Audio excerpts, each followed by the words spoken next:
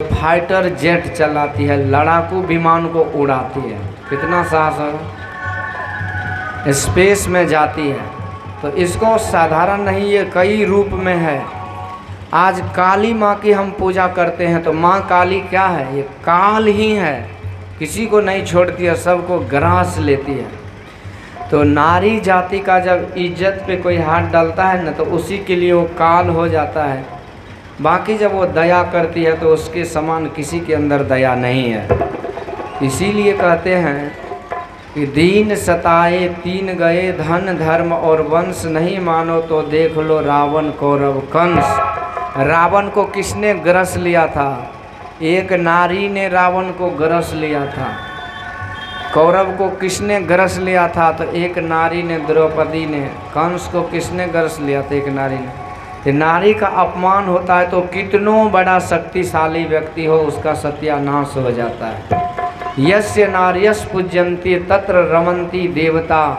जिस देश में नारी की पूजा होती है वहाँ देवता वास करते हैं। जिस घर में नारी की पूजा होती है वहाँ देवी देवता वास करते हैं, लक्ष्मी वास करती है।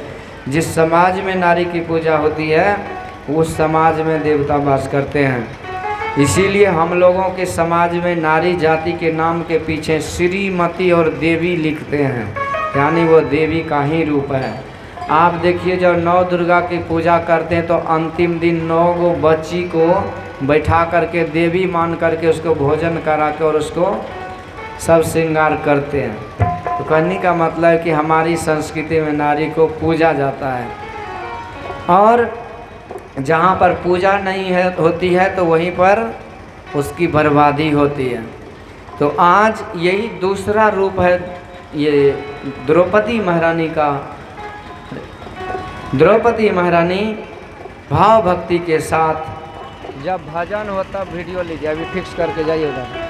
द्रौपदी महारानी भाव भक्ति के साथ यहाँ पर आज दया दिखा रही है। तो अर्जुन को भी आश्चर्य हुआ, और उसी समय भगवान के कहने पर अर्जुन ने अश्वत्थामा का मस्तिष्क के चमचमाते हुए मणि को नोच करके उसे अपमानित करके भगा दिया। बोलिए भक्तवत्सल भगवान की जय। पांडवों में शांति का लहर आ गया, फिर से शांति मिली पांडवों को, एक संकट टल गया। और अब जा करके उत्तरा माँ भगवान के चरणों पर गिर गई, कहते हे प्रभु मेरी रक्षा करो। पाहि पाहि महायोगिन देव देव जगतपते, नान्यम तद्भयं पश्ये यत्र मृत्यु परस्परम। हे महायोगेश्वर मेरी रक्षा करो, आज दुनिया में मेरी रक्षा करने वाला कोई नहीं है। हुआ ऐसा कि ये जो अश्वत्थामा ने जो चलाया था ब्रह्मास्त्र, वो ब्रह्मास्त्र उत्तरा माँ के पेट में चला गया, और वो जो बालक था उसको मार रहा था। उत्तरा माँ को जलन हो रही थी, इसीलिए आज उत्तरा महारानी भगवान के चरणों में लिपट करके भगवान से ही प्रार्थना लगाते हैं, रक्षा की गुहार लगाते हैं। भगवान कहते हैं देवी तुमने धन्य किया, धन्य हो तुम, क्योंकि तुम्हारी सास द्रौपदी महारानी को जब विपत्ति आई तो पहले भगवान के पास नहीं जाती। द्रौपदी महारानी पहले सभा को देखती है, इसके बाद द्रौपदी महारानी अपने गुरुजनों को देखती है, इसके बाद द्रौपदी महारानी अपने पति को देखती है, इसके बाद अपने शक्ति पर को देखती है कि हम शक्तिशाली हैं, हम बचा लूँगी अपने आप को। और जब कहीं से कोई सहारा नहीं मिला, और जब सोचने लगी कि अब ये दुष्ट दुशासन हमें अनादर कर ही देगा, तब जाकर के द्रौपदी महारानी ने भगवान कृष्ण को पुकारी, तब भगवान ने आकर के रक्षा किया। पर यहाँ उत्तरा महारानी ने देरी नहीं लगाए, खा करके बैठ गया आवाज़ को। उत्तरा महारानी ने कोई देरी नहीं लगाई और सीधे भगवान के चरणों पर आकर के गिर गई, और उसी समय भगवान ने तत्क्षण उत्तरा माँ के उदर में प्रवेश कर गए। और आज ये उत्तरा देवी धन्य हो गई जिसके उदर में भक्त और भगवान दोनों हो गई। बोलिए भक्तवत्सल भगवान की। और इस तरह से परीक्षित के बालक जो उत्तरा के घर में था उसकी रक्षा हो गई। और यहाँ कुछ समय हुआ और इसके बाद पांडव लोग से विदा लेकर के भगवान अब द्वारिका को जाने लगे। तो सब कोई भगवान को आज प्रणाम कर रहे हैं। भगवान रथ पर सवार हैं, आशीर्वाद मुद्रा में बैठे हैं। बड़ों को स्वयं भगवान प्रणाम करते हैं, अब बहुत भगवान को प्रणाम करते हैं। अब रथ पर चढ़ गए, विदाई की बेला है। पर उसी समय कुंती महारानी आकर के रोने लगे। कहते हैं प्रभु आप क्यों जा रहे हो? शायद हम लोगों का दिन खराब हो गया इसीलिए आप जा रहे हो। जीवन में सब कुछ का आना शुभ नहीं है, सब कुछ का जाना अशुभ नहीं है, परंतु भगवान का जाना अशुभ है। ये यदि जीवन से चला गया तो जीवन सूना हो जाता है। भगत हीन नर सोहई कैसे लवन बिना बहु व्यंजन जैसे। जैसे नमक के बिना सारा भोजन फीका होता है, उसी तरह जीवन में भक्ति भजन नहीं रहे तो जीवन सूना हो जाता है। जीवन का कोई अर्थ नहीं रहता है। आप चाहे 100 साल जिए, 1000 साल जिए, जीवन का कोई मतलब नहीं है। आज भगवान जाने लगे तो कुंती महारानी विलाप करने लगे। भगवान कहते हैं बुआ अरे तुम्हारे घर में तो मैं सब कुछ दे के जा रहा हूँ। देखो तुम्हारे पुत्र महाराज युधिष्ठिर आज सम्राट हो गए। अब क्या चीज़ की कमी रही तुम्हारे घर? राजा महाराजा सब पीछे पड़ेंगे, रानी पटरानी दास दासियाँ सब चारों तरफ लगे रहेंगे। एक छत्र सम्राट तुम्हारे महाराज युधिष्ठिर हो गए बेटा, तो अब मेरा क्या काम, अब हमको जाने ही दो। कुंती महारानी कहती प्रभु यही तो बात है कि दुनिया में सब कुछ मिल जाता है तो सब कुछ जब मिलता है तो एक चीज़ छूट जाता है, वह है भगवान। संसार मिलेगा तो परमार्थ छूट जाता है। माया को सब कोई भजे, माधव भजे न कोई। और जो कदापि माधव भजे तो माया चेरी हो। माया को सब पकड़ते हैं कि धन संपत्ति सब कुछ मिले, पर माया पति को कौन पूछता है? पर माया पति को जब हम भजने लगते हैं तो माया चेरी मतलब दासी हो जाती है, इशारे पर काम करती है। तो आज मेरे पुत्रों को माया मिला है, माया पति तो जा रहा है। तो जब से मान बढ़ाई आई तब से किस्मत फूटी। और स्वामी महाराज होने लगा, नाता राम से टूटी। ये धन संपत्ति माया क्या है? मान है, बढ़ाई मिलती है। पर उसी दिन से हमारी जब जय जयकार होती है, हमारा गुणगान, हमारी पूजा दुनिया में होती है, तो हमारा मन उस भगवान से अलग हो जाता है। हम ये भूल जाते हैं कि उसी ईश्वर के कृपा से हमको ये चीज़ मिला है। हमको तो लगता है हम ही सब कुछ प्राप्त किए हैं, हम ही सब कुछ है। एक बार एक आदमी गधा पे मूर्ति सब लेकर के भगवान का ले जा रहा था हाट में, मेला में बेचने के लिए। गणेश भगवान, सरस्वती महारानी, विष्णु भगवान, शंकर भगवान, ये सारे देवी देवता का मूर्ति गधा पे बोझ के ले जा रहा था। अब रास्ते से जा रहा था, बहुत सारे भक्त थे। जैसे मूर्ति को देखा, भगवान भगवान प्रणाम प्रणाम प्रणाम, सब प्रणाम कर रहे, भगवान है ना, ऐसे क्षमा याचना कर रहे, प्रणाम कर रहे। पर गधा जो मूर्ति को ले जा रहा था, भगवान को तो लोग प्रणाम कर रहे थे, पर गधा को लगा कि सब हम ही को प्रणाम कर रहा है। इसका मतलब हम भी पढ़े लिखे स्मार्ट आदमी हैं, इसीलिए तो प्रणाम कर रहा है। नहीं तो दुनिया में कौन किसको प्रणाम करता है? बड़े आदमी को ही ना प्रणाम करता है। इसका मतलब हम बड़े आदमी हैं, इसीलिए लोग प्रणाम कर रहे हैं। अब इतनी खुशी हुई उसको कि वो गधा अगला दोनों टांग उठा के नाचने लगा, डांस करने लगा। और जैसे टंगड़ी उठा के नाचना शुरू किया, सारा मूर्ति भर भरा के गिर गई सारी। और जो मालिक था वो दे लाठी दे पुलठी, हम गधा को लाठी पुलठी पड़ने लगे। गधा सोचने लगा कि अभी तो सब प्रणाम कर रहा था, ये लाठी पुलठी कौन दे रहा भाई? मालिक ने कहा अरे नालायक, प्रणाम तुमको नहीं, तुम्हारे पीठ पर जो भगवान था उसको हो रहा था, तो अपने आप को होशियार समझता। इसी तरह से कुंती महारानी कहती प्रभु हमारे पुत्र को क्या मिला? कुछ नहीं मिला, क्योंकि भगवान ही इनके माथे पर से हाथ हटा करके जा रहे हैं। इससे बढ़िया तो वो दुख था प्रभु कि जिस दुख में हम और हमारे पुत्र सब आपको याद करते थे। और जब याद करते थे हमारे पुत्र जंगल में थे, वनवासी थे, पर जब आप आ जाते थे तो लगता था कि सब कुछ हो गया। हमारे पुत्र और हमको लगता था कि हम दुनिया के सबसे बड़े सम्राट हो गए।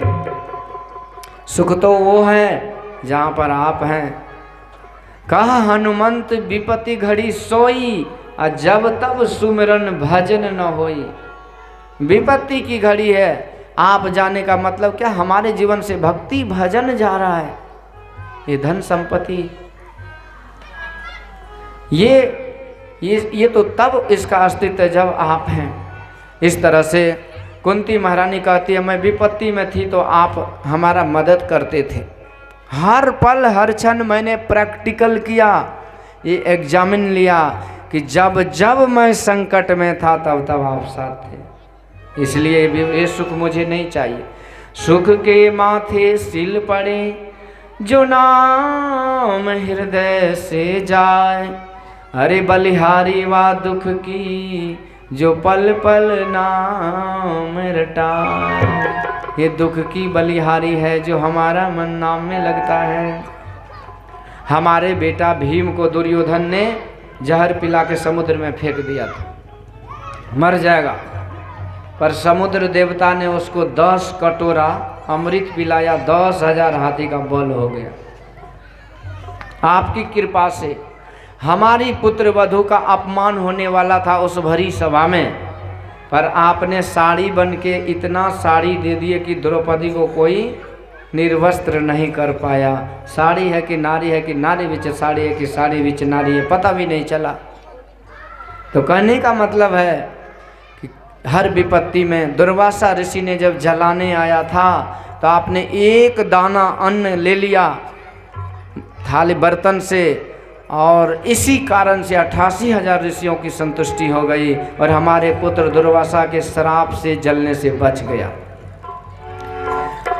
तो इस तरह से महाभारत के भयंकर युद्ध में हमारे पुत्रों की सारथी बन करके आपने हमारे पुत्रों का बाल बांका होने नहीं दिया, उसको विजय श्री दिला दिए। और इस तरह से हमारे पौत्र जो बालक था उत्तरा के गर्भ में, उसकी भी आपने रक्षा की। तो प्रभु हर पल हर क्षण आप दुख में हम लोगों की रक्षा किए हैं, पर जब आज हमारे जीवन में सुख आया तो आप जा रहे हैं। इसका मतलब ये है कि आप दुख के साथी हैं, सुख के नहीं हैं। इसलिए आप हमको दुख दे दीजिए और आपको जहां मर्जी हो वहां चले जाइए। भगवान कहते हैं कि देखिए, मेरे पास दुनिया का कोई भी चीज नहीं है, मेरे पास एक ही चीज है जो मैं देता रहता हूं लोगों को, और वो है सुख और आनंद, सुख और शांति। और आप दुख मांग रही हो बुआ, तो हम कहाँ से दुख दे? मेरे पास तो दुख है ही नहीं, मेरे पास तो केवल सुख ही सुख है। इसलिए अब मैं कहीं नहीं जाऊंगा, तुम्हारी भाव भक्ति के कारण अब मैं यहीं रहूंगा। बोलिए भक्त वत्सल भगवान।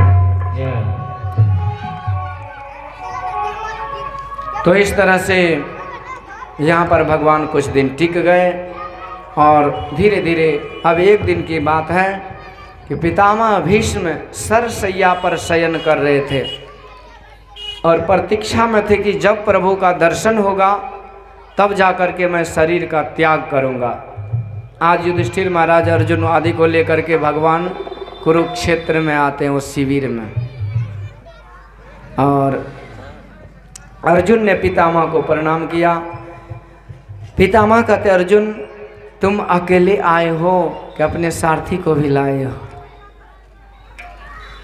तो भगवान भी सामने आते हैं, कहते पितामह राम राम। कहिए पितामह आप कैसे हो?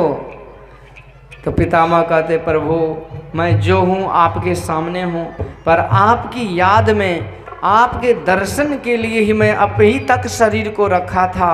मेरी एक ही इच्छा थी कि आपका दर्शन हो जाए और मैं शरीर का त्याग कर दूं, पर आपने आने में बड़ी देर कर दी। पर अब जब तक मैं शरीर का त्याग न करूं तब तक आप यहीं खड़े मुस्कुराते रहना।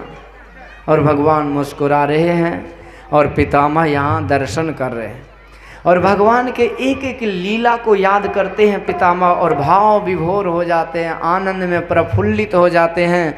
उस समय सारा दुख छट गया, भगवान की याद में खो जाते हैं। कहते प्रभु मैं जानता हूँ आप ऐसे भक्त वत्सल हैं कि भक्तों के मान को रखने के लिए अपना मान को भूल जाते हैं।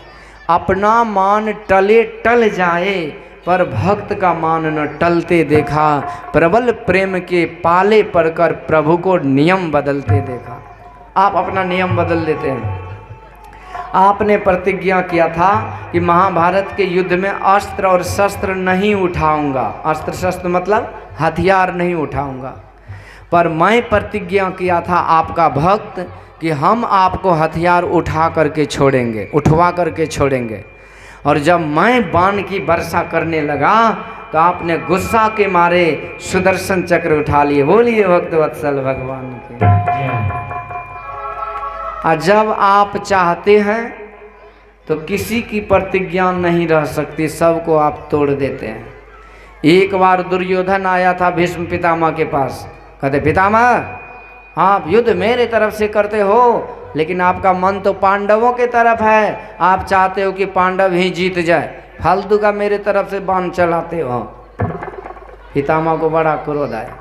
कहते हैं दुर्योधन तो मेरे ऊपर दोषारोपण कर रहे हो, मैं तुम्हारे लिए युद्ध कर रहा हूँ और यदि तुझे विश्वास नहीं है, मेरे ऊपर शक है तो लो 5 तीर तरकस से निकाले। कहा दुर्योधन ये 5 तीर नहीं, ये पांडवों के प्राण हैं।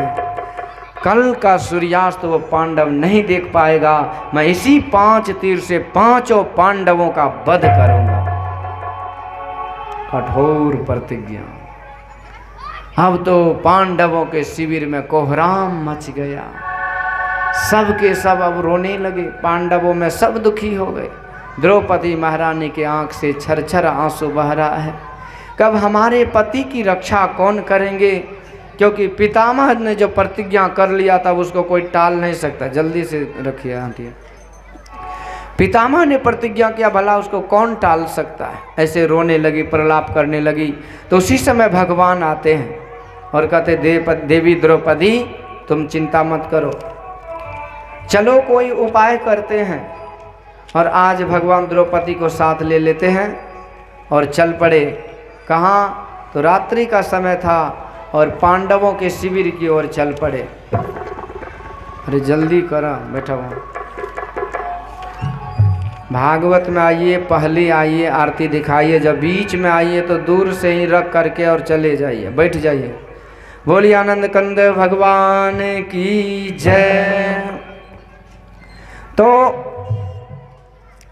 भगवान ने द्रौपदी महारानी को लेकर के शिविर में चले गए। पांडव जहाँ पितामह भीष्म विश्राम कर रहे थे और भगवान दासी बन गए। किसकी? द्रौपदी महारानी की। दासी के भेष में आ गए और शिविर के बाहर खड़े थे। खुद तो बाहर ही खड़े रहे, भीतर भेजा पांचाली को, यतिवर बाबा के चरणों में अपना मस्तक धर दो। कहते जाइए और महाराज जी जो ध्यान करते होंगे तो उसके चरणों पर माथा रख के प्रणाम करना। तो प्रणाम करने लगी।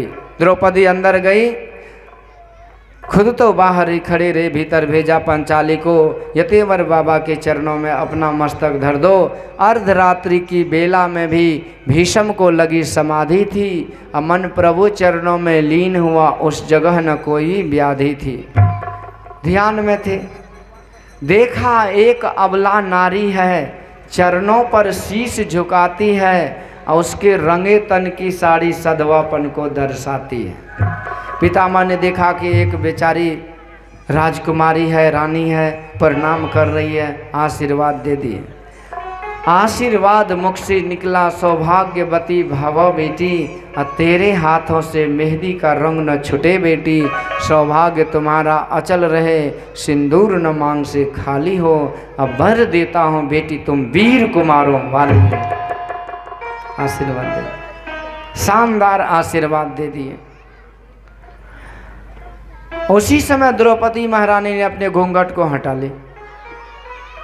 अब पितामह ने देखा तो हके बके रह गए। हे भगवान, मैंने इसी के पति को मारने के लिए दिन में प्रतिज्ञा किया था।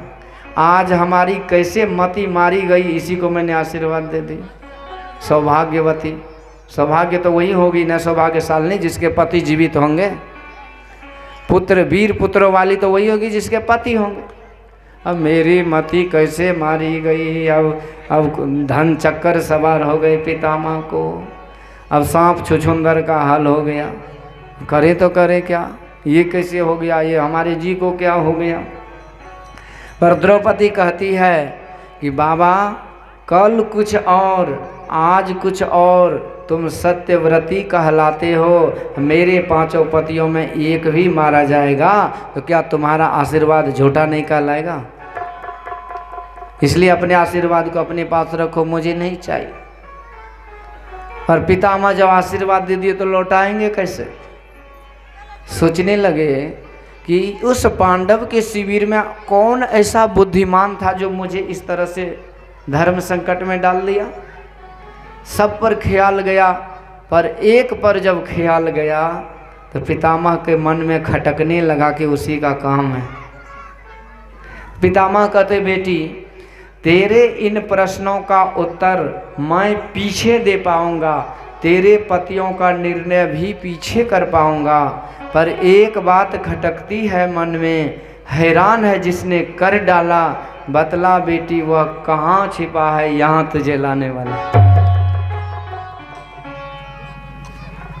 कहाँ छिपा बैठा है जिन्होंने तुझे यहाँ पर लाया, इस मॉडल में लाया, इस तरह से एक्टिंग करते बताया कि जाकर के एक्टिंग करो, प्रणाम करो, ताकि वो बूढ़ा बाबा आशीर्वाद दे दे। किसने भेद बताया। बूढ़ा होने को चला फिर भी नहीं गई चोरी, नित नई नीतियाँ चलती है, हमसे चोरी तुमसे चोरी, अभी भी उसकी चोरी नहीं गई। पितामह बाहर आते हैं तो देखा तो रातों का दृश्य निराला था और पीतांबर का घूंघट डाले खरा बांसुरी वाला था। देखो छलिया छलने को आया है, भक्तों की रक्षा है तो दासी का भेष बनाया है। तो देखा तो वहाँ पर अजीब सा हो गया, देखा तो थी द्रौपदी की जूती पीतांबर के कोने में, और में करुणा का भार लिए लगे पितामह रोने में। पितामह भाव विभोर हो गए जब भगवान को खड़े खड़े देखा, और वो भी दासी के भेष में, और वो भी महारानी द्रौपदी का चप्पल को ऐसे छिपा करके पकड़े हुए हैं। लगा कि भगवान ही ऐसे हो सकते जो भक्तों के लिए क्या नहीं कर सकते। पितामह कहते बेटी अब दुनिया में कोई तुम्हारे पति को कुछ नहीं कर सकता, हे द्रौपद सुता जाओ अब विजय तुम्हारी है, पतियों का बांका बाल न हो जब रक्षक कृष्ण मुरारी, कोई कुछ नहीं करेगा, जाओ। पर तुमने मेरे कुल को इतना पवित्र कर डाला है, पहरा देता होगा जो विश्व रचाने वाला है, वही पहरा देता है, बाकी उस पहरेदार के सामने कुछ नहीं कोई बिगाड़ सकता। इस तरह से पितामह भीष्म कहते हैं प्रभु आप ने जब कृपा करी तो मेरी प्रतिज्ञा का कुछ नहीं हुआ और पांडव बच गए। आप जो चाहते हैं वही करते हैं, आप ऐसे भक्त वत्सल हैं। आज मैं धन्य हो गया कि अंत समय में आपका दर्शन कर रहा हूँ। और इस तरह पितामह प्रभु के सुंदर नेत्र कमल, मुखमंडल, मुखारविंद, मंद मंद मुस्कान युक्त मुखारविंद का दर्शन करते करते, बाकी झांकी की छटाओं का दर्शन करते करते उस स्वरूप को हृदय प्रदेश में दर्शन किया और नेत्र कमल बंद करके उसी स्वरूप में विलीन होकर के वसु लोक को चले गए। देवताओं ने पुष्प की वर्षा की। बोलिए भक्त वत्सल भगवान की जय। इस तरह से आज भगवान ने बड़े सुंदर तरीके से पांडवों से विदा लिए और अर्जुन को साथ लेकर के विविध राज्य का भ्रमण करते करते भगवान आ गए द्वारिकापुरी को। बोलिए भक्तवत्सल भगवान की। हो तेरे फूलों से भी प्यार, तेरे कांटों से भी प्यार, तेरे फूलों से भी प्यार, तेरे कांटों से भी प्यार। तेरे फूलों से भी प्यार, तेरे कांटों से भी प्यार, तेरे फूलों से भी प्यार, तेरे कांटों से भी प्यार। तू जो भी देना चाहे दे दे मेरे करतार, तू जो भी देना चाहे दे दे मेरे सरकार। तेरे फूलों से भी प्यार, तेरे कांटों से भी प्यार, तेरे फूलों से भी प्यार। सब कोई मीठी मीठी ताली, जय श्री राधे। तेरे कांटों से भी प्यार, तू जो भी देना चाहे दे दे मेरे सरकार, तू जो भी देना चाहे दे दे मेरे सरकार। तेरे फूलों से भी प्यार, तेरे कांटों से भी प्यार।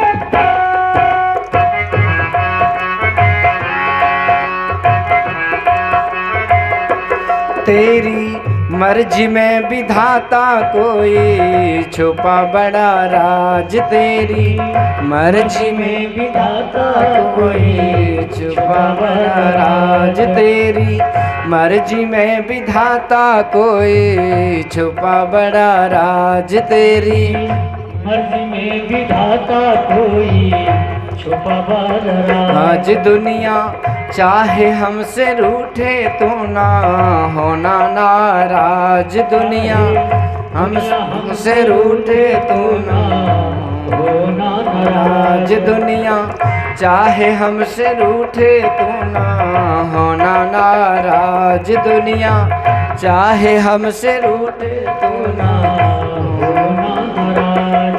तुझे बंधन है बार बार, तुझे बंधन है बार बार, तुझे बंधन है बार बार, तुझे बंधन है बार बार। हमको कर ले तू स्वीकार, हमको कर ले तू स्वीकार, हमको कर ले तू स्वीकार, हमको कर ले तू स्वीकार। तू जो भी देना चाहे दे दे मेरे सरकार, तू जो भी देना चाहे दे दे मेरी सरकार। तेरे फूलों से भी प्यार, तेरे कांटों से भी प्यार, तेरे फूलों से भी प्यार, तेरे कांटों से भी।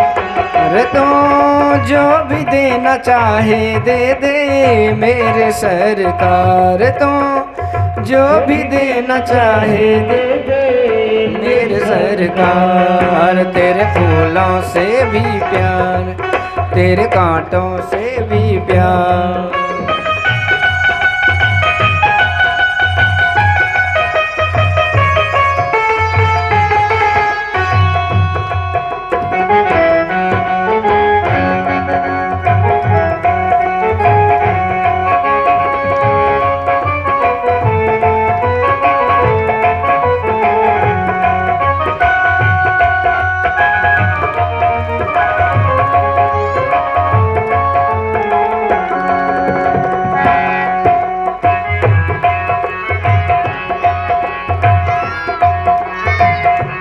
हमको दोनों है पसंद तेरी धूप और छाव, हमको दोनों है पसंद तेरी धूप और छाव, हमको दोनों है पसंद तेरी धूप और छाव, हमको दोनों है पसंद तेरी। धूप और छाह दाता किसी भी दिशा में ले चल, जिंदगी के नाव हो दाता किसी भी दिशा में ले चल, जिंदगी के नाव। चाहे हमें लगा दे पार, चाहे हमें लगा दे तार, या डुबा दे मझधार, या डुबा दे मझधार, तो जो भी देना चाहे दे दे मेरे सरकार, तो जो भी देना चाहे दे दे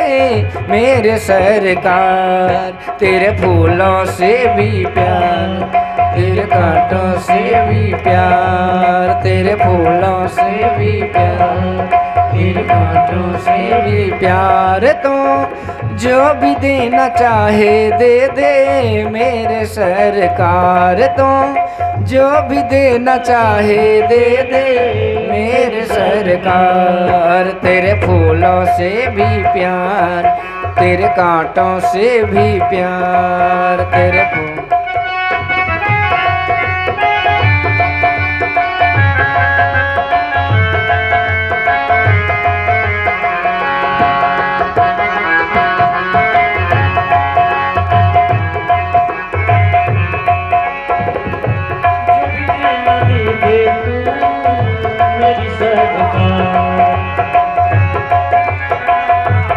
चाहे सुख दे या दुख, चाहे खुशी दे या गम हो, चाहे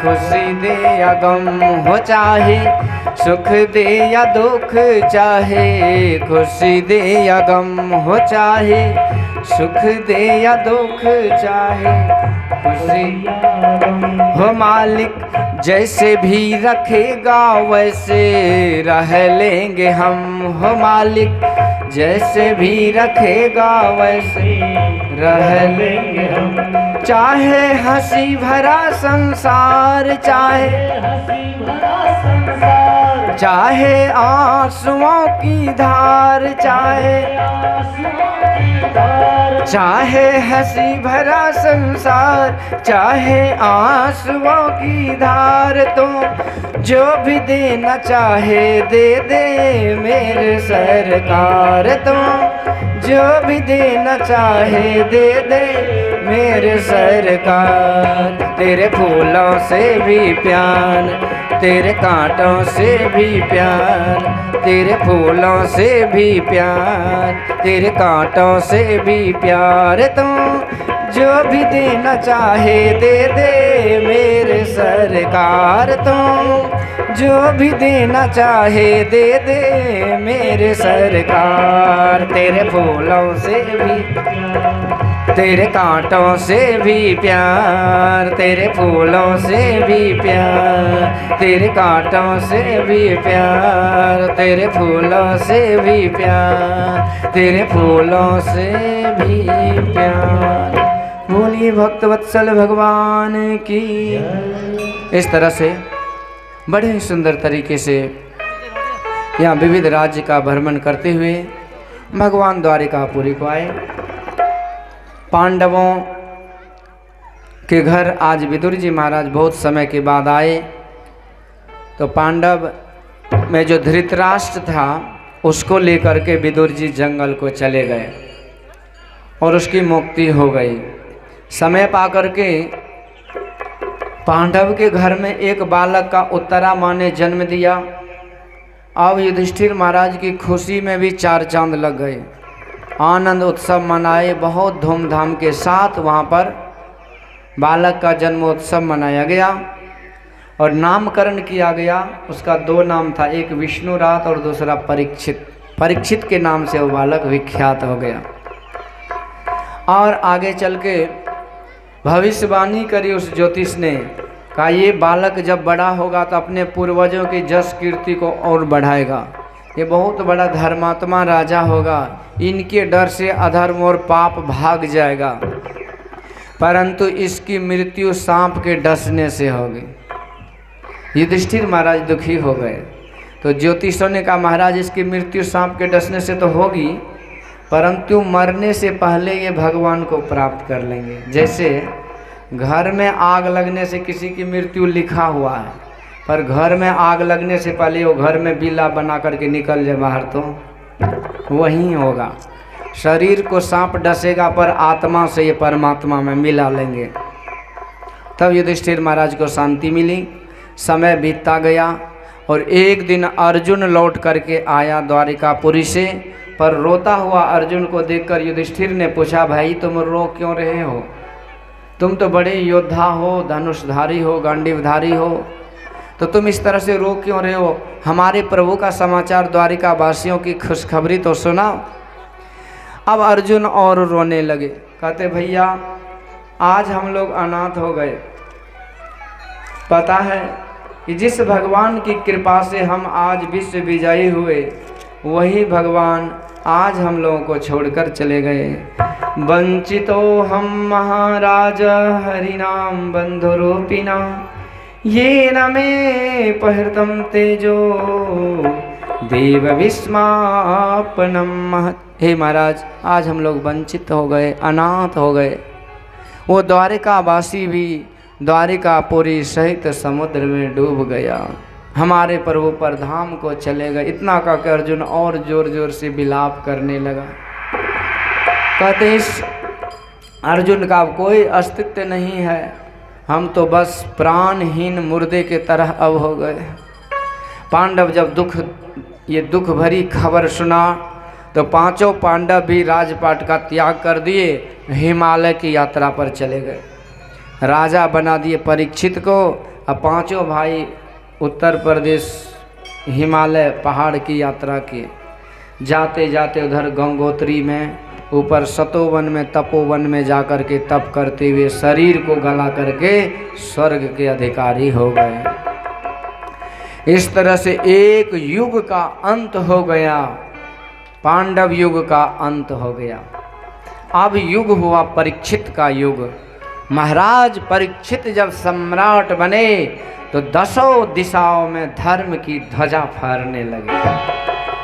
सब तरफ भक्ति, भजन, पूजन, धर्म, कर्म, यज्ञ, अनुष्ठान, पुण्य कर्म होने लगे और सब जगह खुशहाली ही खुशहाली। देखिए दुख, विपत्ति, दरिद्री तब आती है जब हम पाप कर्मों को बढ़ावा देते हैं। उस पाप कर्म में हमारी प्रवृत्ति बढ़ने लगती है, अशांति और दुख होता है जीवन में, गांव में, समाज में। और जिस गांव में, समाज में आध्यात्मिक ज्ञान ध्यान का प्रचार होता है, वहाँ के समाज, सोसाइटी अच्छे होते हैं। बाबा साहब ने कहने की कृपा की कि सबसे ऊपर लिखो स्पिरिचुअलिटी, उसके नीचे मोरालिटी, उसके नीचे सोशलिटी, सबके नीचे पॉलिटिक्स। कहते जिस देश समाज में आध्यात्मिक ज्ञान का प्रचार प्रसार होगा, वहाँ के लोग सदाचारी होंगे, अच्छे चाल चलन रहन सहन में रहने वाले होंगे। और जहाँ के लोग, जहाँ के समाज के लोग सदाचारी होंगे, वहाँ की राजनीति, सामाजिक नीति अच्छी होगी। और जहाँ की सामाजिक नीति अच्छी होगी, वहाँ की राजनीति कभी खराब नहीं हो सकती है। गुरु महाराज से किसी ने पूछा कि आप तो ध्यान करते हैं, सत्संग करते, पर समाज के लिए क्या करते हैं?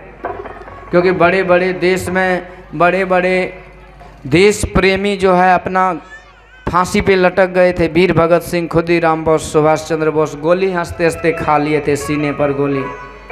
बड़े बड़े लाखों वीर जवानों ने, सपूतों ने इस भारत माँ की सेवा के लिए बलि पर चढ़ गए, बलिदान दिए कि नहीं?